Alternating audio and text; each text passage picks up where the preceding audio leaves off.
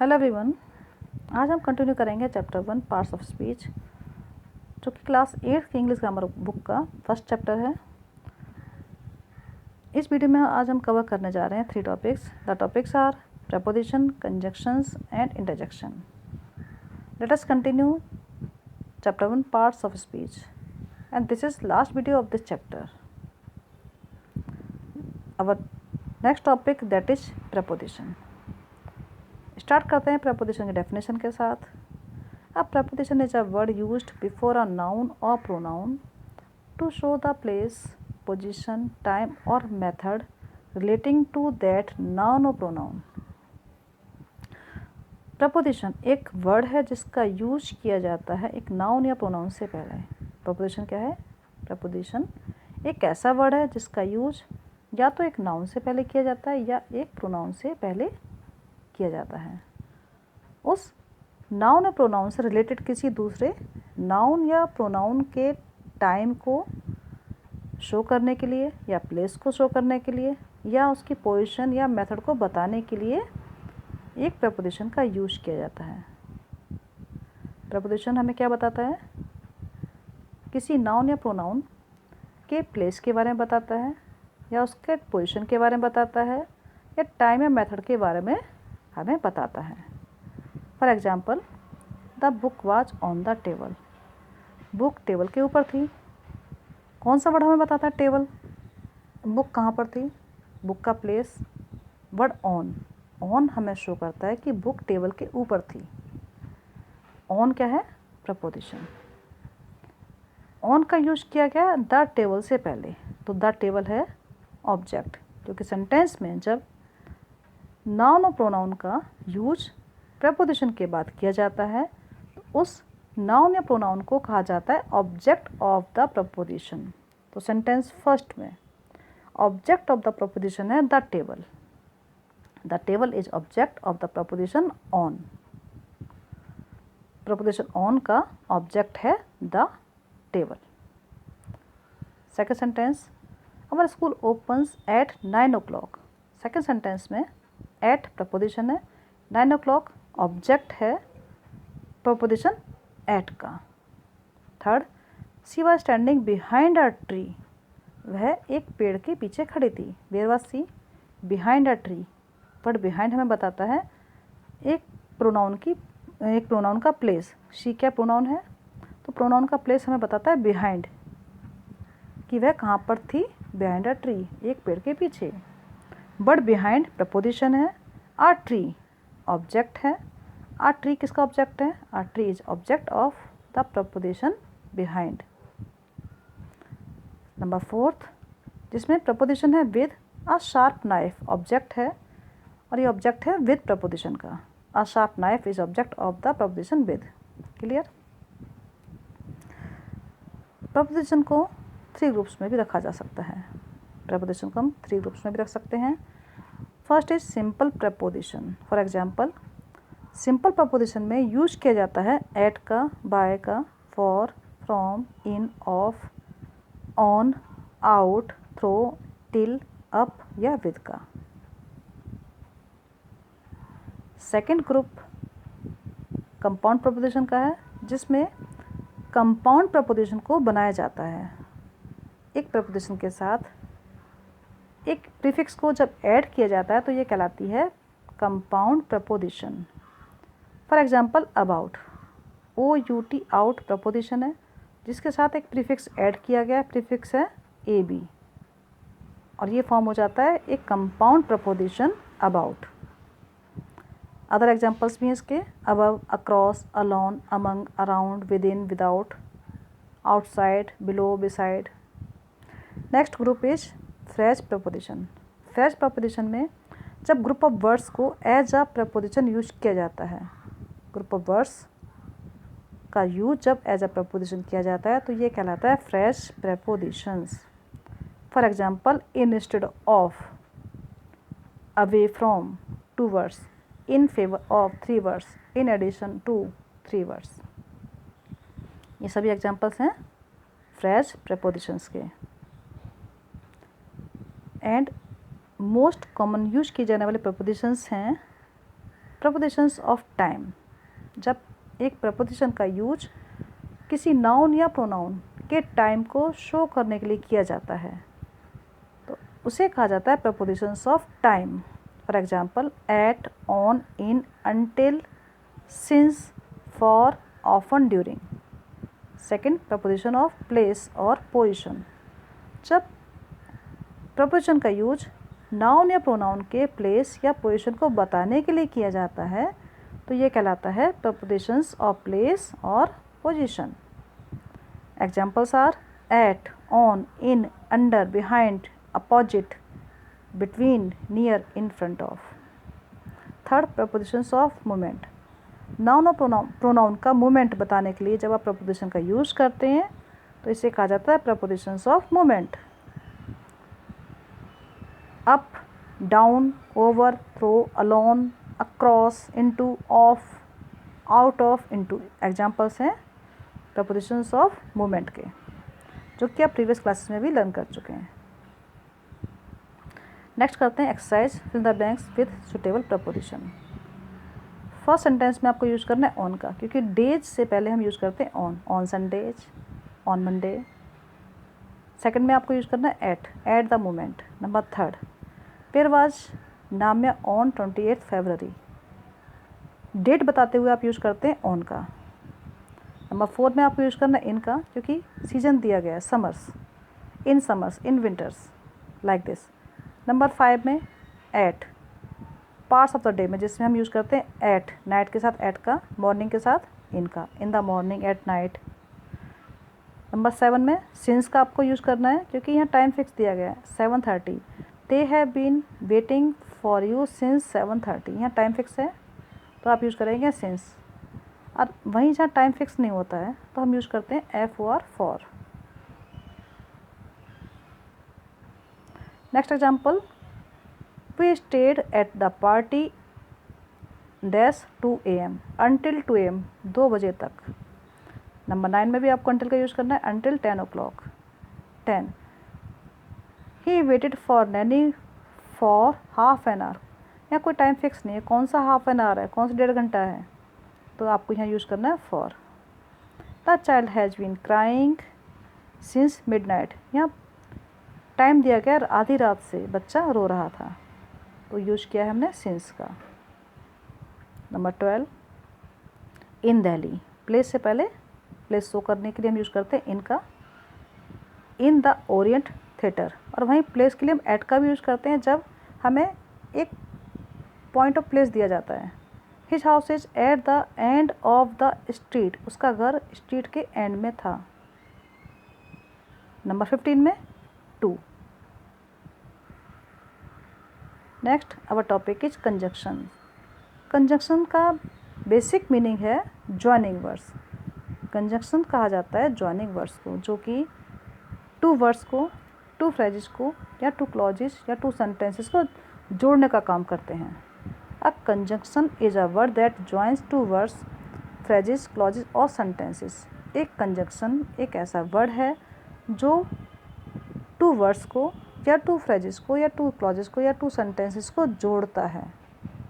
And there can be two main kinds of conjunctions. First is coordinating conjunctions, second subordinating conjunctions. Coordinating conjunctions में जब equal rank के two words हैं, two phrases हैं या to clauses हैं और two sentences हैं जो इक्वल रैंक के हैं, तो उस कंजक्शंस को कहा जाता है coordinating conjunctions. Equal rank as noun with noun, जब नाउन के साथ नाउन को ज्वाइन किया जाता है। As Mohan as well as Sohan is my friend, Mohan Sohan दोनों नाउन है। एज वेल एज कंजक्शन, तो ये कंजक्शन कौन सा है, कोऑर्डिनेट कंजक्शंस। सेकंड सेंटेंस में verb with verb, worked played दोनों वर्ब हैं और एंड है कंजक्शन। थर्ड में एडजेक्टिव विद एडजेक्टिव, सैड और होपफुल एडजेक्टिव्स हैं। Adverb with adverbs, loudly, angrily adverbs. Number fifth में phrases with phrases, happy with you, angry with me.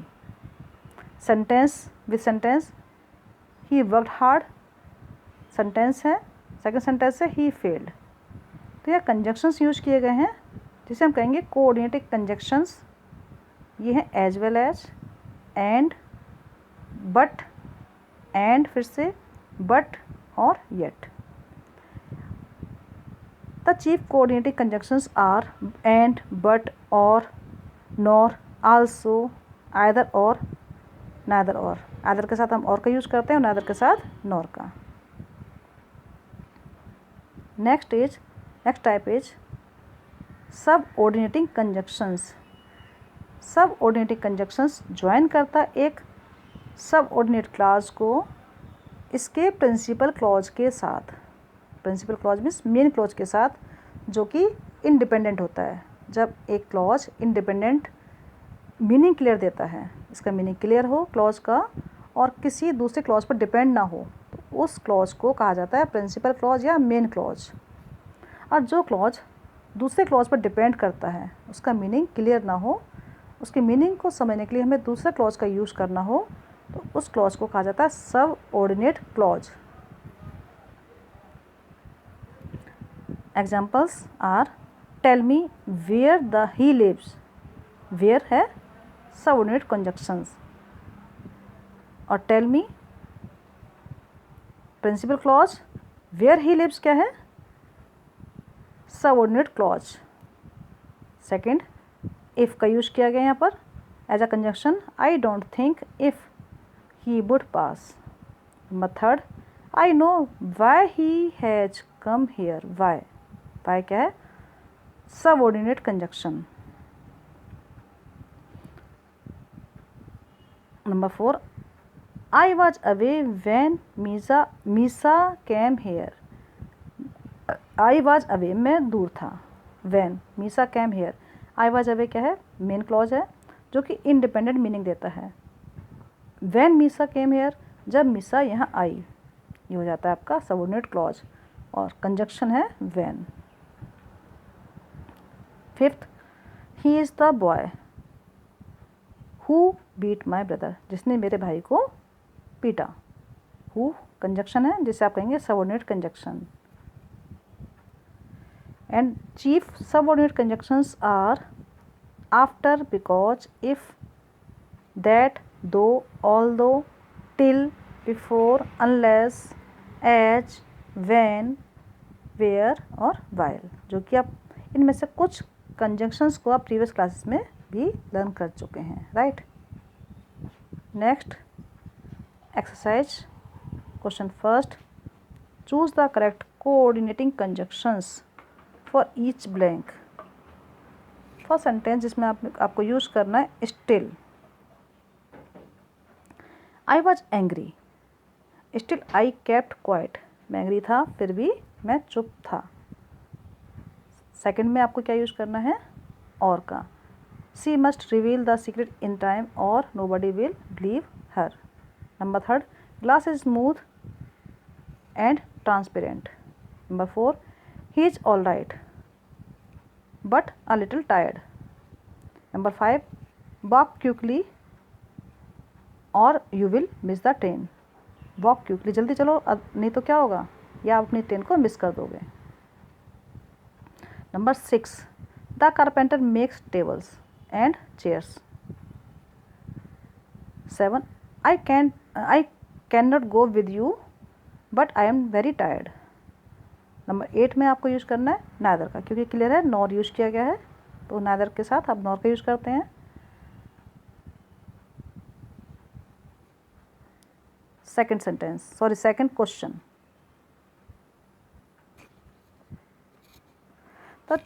Choose the correct सब ऑर्डिनेटिंग conjunctions for each blank. यहाँ आपको use करना है सब ऑर्डिनेटिंग conjunctions का।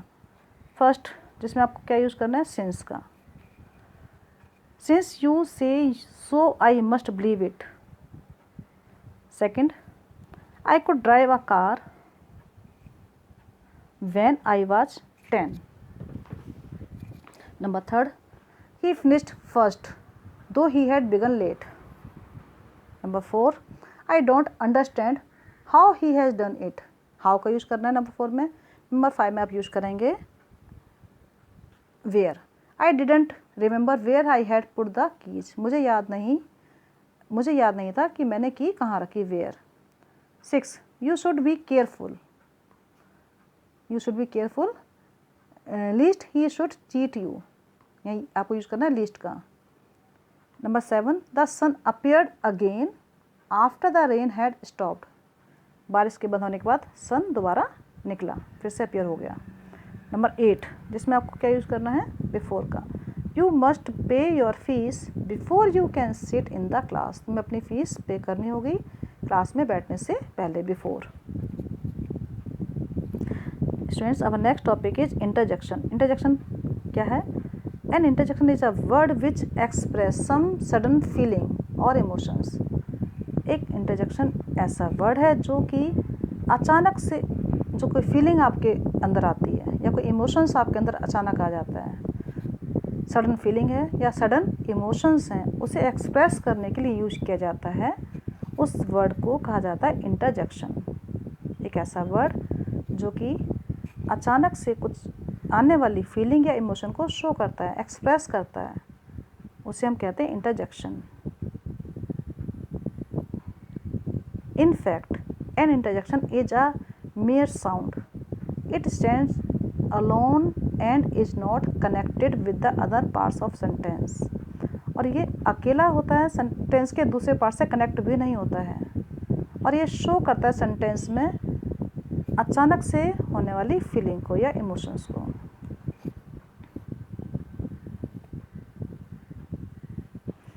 एग्जाम्पल्स इसके दिए गए हैं। Some sudden feelings as alas, she could not pass the exam. Hooray, we have fun. कोई फीलिंग आपकी ऐसी होती है कि जिसमें आप हैप्पी फील करते हैं और अचानक से आपको फीलिंग आई तो आपने एकदम से उसको शो किया कि आप जीत गए, we have won. Wow, you look terrific. Number 4, this dish is very delicious. Number 5, my son, oh what have you done? तो वर्ड्स हैं अलास, हुर्रे, वाओ, आ, ओ, ये वर्ड्स एग्जाम्पल्स हैं इंटरजेक्शन के जो कि सडन फीलिंग को शो करते हैं। And some interjections of common use are, first है सोशल ग्रीटिंग को शो करने वाले, जिसमें हम यूज करते हैं वॉन, वॉइस, bless you, bye bye, cheers, cheerio, congratulations, good morning, good evening, ये जो शो करते हैं सोशल ग्रीटिंग्स को। एंड इमोशनल आउटबर्ड्स को शो करने वाले वर्ड्स हैं एलास, ब्रेवो, डम, gee, goodness, goody. Last is animal sound. Animal sound में यूज किए जाते हैं, examples are wow wow, meow, quack quack, moo. Sound कौन सी एनिमल्स साउंड है। Okay students, now your chapter is completed. Thank you and all the best.